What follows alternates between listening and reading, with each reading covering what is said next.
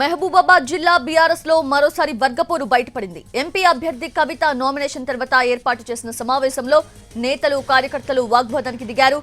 మాజీ MLA Shankar Naik versus MLC Ravinder Rao వర్గీయుల మధ్య ఘర్షణ చోటు చేసుకుంది. శంకర్ నాయక్ ఎమ్మెల్యే రవీందర్ రావుపై వివాదాస్పద వ్యాఖ్యలు చేయడంతో గొడవ మొదలైంది. పరిస్థితిని చక్కదిద్దేందుకు ఎంపీ కవిత శంకర్ నాయక్ మైక్ తీసుకొని గొడవ తీవ్రతను తగ్గించారు.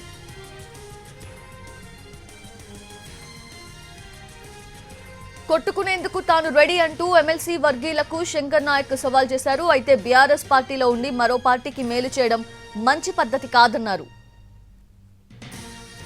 పూర్తి అప్డేట్స్ మా ప్రతినిధి అరుణ్ అందిస్తారు. అరుణ్, సౌజన్య, ఈ రోజు మహబూబాబాద్ లో జరిగినటువంటి విస్తృత స్థాయి సమావేశంలో కవిత నామినేషన్ వేశారు. ఆ తర్వాత ఏర్పాటు చేసిన ముఖ్య కార్యకర్తల సమావేశంలో పాల్గొన్నటువంటి శంకర్ నాయక్ అలాగే రవీందర్ నాయక్ ఇద్దరు కూడా మాట డాష్ మీదగానే మాట్లాడుకొని ఒకరికొకరు తోచుకునేంత పరిస్థితికి తీసుకొచ్చారు.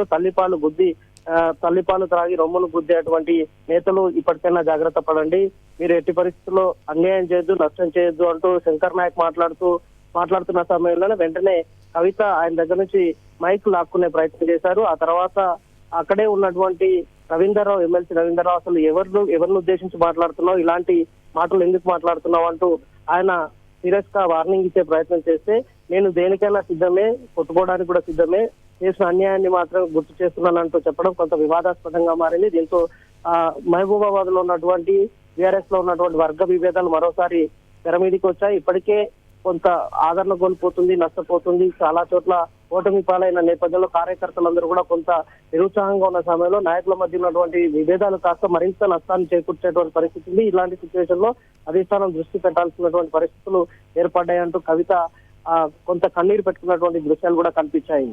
సౌజన్య. yes Arun, thank you, thanks for the updates.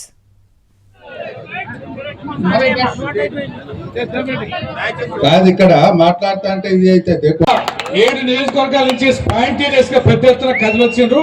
MP సీట్లలో దాదాపు 10-12 గెలిస్తే తప్పకుండా కేంద్రం దిగి వస్తుంది, మనకు ముఖం తిరిగి వస్తుంది. ఇప్పటికే మన కార్యకర్తల మీద లేని పని వాళ్ళు ప్రజలు ఇవాళ ఖచ్చితంగా గెలిచే సీట్లలో మహబూబాబాద్ ఉంది. 7 నియోజకవర్గాల నుంచి స్పాంటేనియస్ గా పెద్ద ఎత్తున కదిలొచ్చిండ్రు. కవిత గారు నామినేషన్ వేయడం జరిగింది. వారికి మీ అందరి తరఫున హృదయపూర్వక కంగ్రాచులేషన్ తెలియజేస్తూ, జై తెలంగాణ, కేసీఆర్ గారి నాయకత్వం, కేసీఆర్ గారి నాయకత్వం. కాదు, ఇక్కడ మాట్లాడుతా అంటే ఇది అయితే 7 నియోజకవర్గాల నుంచి స్పాంటేనియస్ గా పెద్ద ఎత్తున కదిలొచ్చిండ్రు. ఎంపీ సీట్లలో దాదాపు 10-12 గెలిస్తే తప్పకుండా కేంద్రం దిగు